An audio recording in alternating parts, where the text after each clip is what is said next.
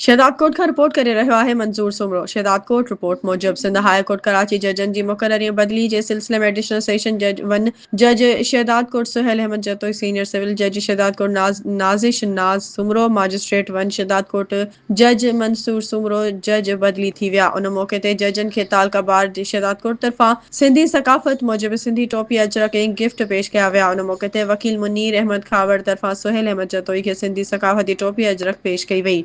District bar सदर शफी अहमद खोसो तरफ़ां Suhail Ahmad Jatoi, magistrate one Mansoor सुमरे खे अजरक पारायो वियो। वकील यूसुफ मक्सी एडिशनल वन सुहेल अहमद जतोई खे अजरक ऐं जज मंसूर सुमरो खे टोपी पेश कई वई। एडवोकेट नादरा सीलरो सीनियर सिविल जज शहदादकोट नाज़िश नाज़ सुमरो खे अजरक जो तोहफ़ो पेश कयो। उन मौके ते तालका बार तरफ़ां जज साहिबान जे मान में मांझांदो ॾिनो वियो। उन मौके ते वकील अब्दुल वहाब खोसो, वकील परवेज़ शेख, दरिया खान जरवार, सैयद नियर शाह, यूसुफ मक्सी, तारिक खावड़ ऐं ॿिया काफ़ी वकील मौजूद हुआ। आख़िर में बदिली थियल जज साहिबान सां ग्रुप फोटो कढियो वियो।